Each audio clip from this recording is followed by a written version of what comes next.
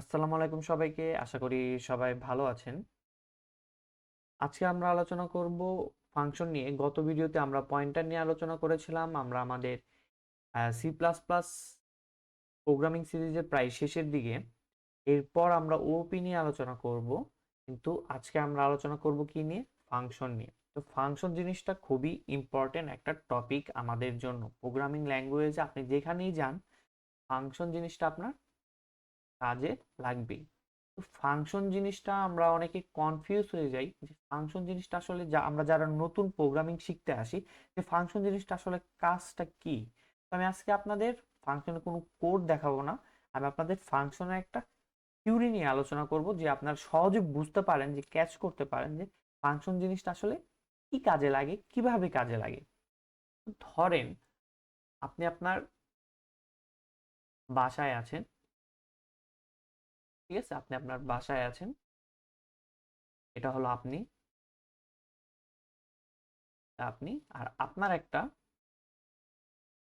Robot আছে, ঠিক আছে? আপনার একটা রোবট আছে, আর এই রাস্তা ধরে, ধরেন এই রাস্তা ধরে এই কোনায় একটা দোকান আছে, স্টোর আছে, ঠিক আছে? একটা স্টোর আছে। তো আপনি আপনার রোবটকে বলবেন যে তার কাজটা হলো যে তার কাজটা হলো যে দোকান থেকে পানি আনা, ঠিক আছে? দোকান থেকে পানি আনা। তো রোবট যেটা আছে সেটাকে আপনি যদি বলেন, মানুষের মতো তো না যে বললেন যাও দোকান থেকে পানি নিয়ে আসো, তাহলে আপনাকে পানি এনে দেবে। বিষয়টা কিন্তু এমন না। আপনি যদি তাকে বলেন যে পানি আনতে, তার আগে আপনাকে আরো কিছু কিছু জিনিস তাকে দেখিয়ে দিতে হবে, তাকে শিখিয়ে দিতে হবে আগে, তাই না? তাহলেই তো সে পারবে, সেভাবে কাজ করবে। তো ধরেন যে আপনি তাকে, প্রথম রোবটের কাজটা কি হবে, আপনি তাকে একটা ইনপুট দিলেন, হলো ধরেন যে 20 টাকা দিলেন, এবং তাকে বললেন যে পানি নিয়ে আসতে। তাহলে পানি নিয়ে আসতে, তারপরে তাকে বললেন যে এই রাস্তা ধরে সেই হাঁটি হাঁটি পা পা পাকা পা পা করে যাবে।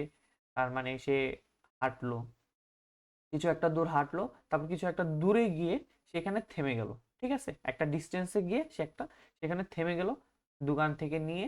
তারপর তারপরের স্টেপ কি থাকবে রোবটের? তারপরের স্টেপ থাকবে যে যে স্টলের যে শপকিপার আছে, দোকানদার আছে, তাকে বলবে যে তার কি লাগবে?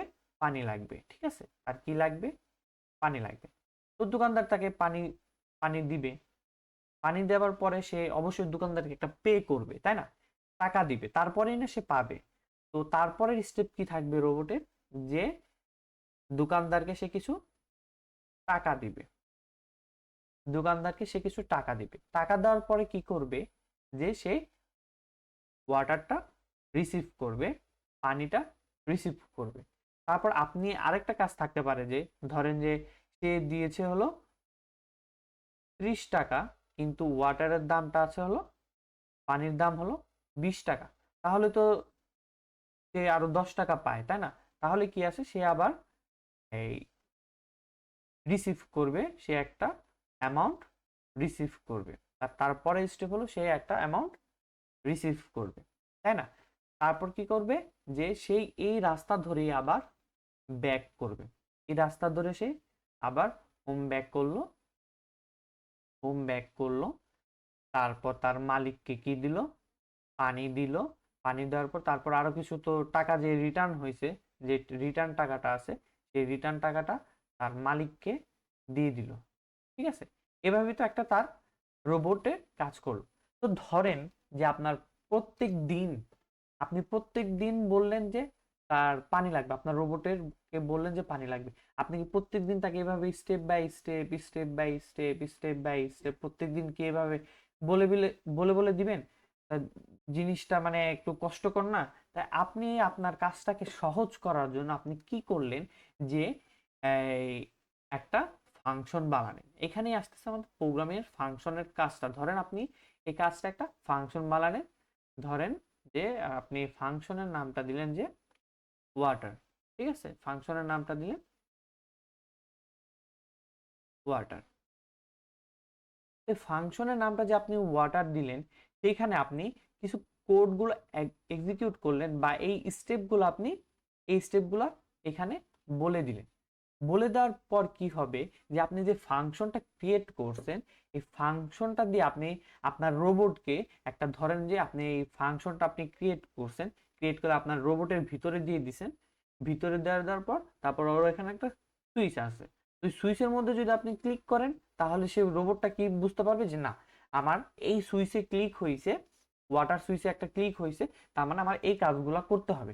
তাহলে সে এই কাজগুলো সুন্দরভাবে করতে পারবে। তাহলে আপনার প্রত্যেক দিন এভাবে ধরে ধরে ধরে ধরে বলে দিতে হবে না। আপনি জাস্ট একটা ফাংশন করলেন, সে ফাংশনের মধ্যে একটা ফাংশন ক্রিয়েট করে আপনার রোবটের মধ্যে দিয়ে দিলেন।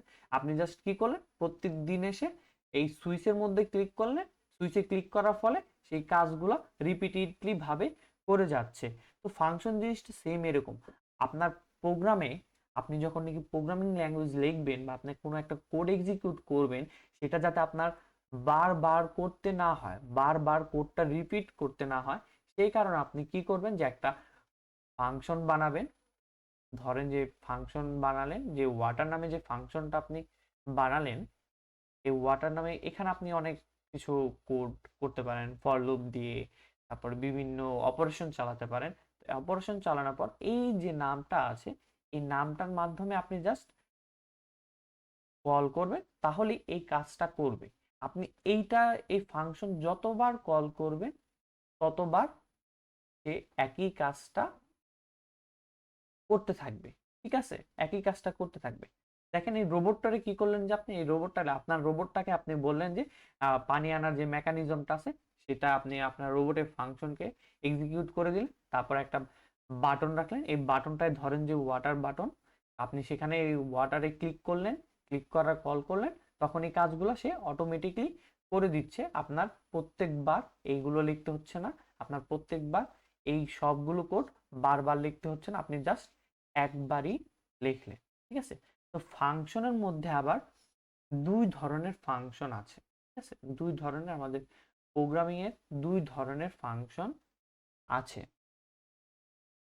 দুই ধরনের ফাংশন, যে একটা হলো আর ইউজার ফাংশন, আর একটা হলো লাইব্রেরি ফাংশন। ইউজার ফাংশনটা কি আর লাইব্রেরি ফাংশনটা কি? ইউজার ফাংশনটা হলো যে আপনি যে এই কাজটা যে করছেন, এই কাজটা আপনার কোডের জন্য যে করছেন, আপনি নিজে নিজে যে হ্যান্ড রাইট করে আপনার যে অপারেশনগুলো আছে, সেই অপারেশনগুলো আপনি নিজে করেছেন। তো নিজে যে ফাংশনটা আপনি বানাচ্ছেন, নিজে যে এই ফাংশনটা যে আপনি বানালেন, এটা হলো ইউজার ফাংশন, মানে আপনি নিজে যে ফাংশনটা বানালেন।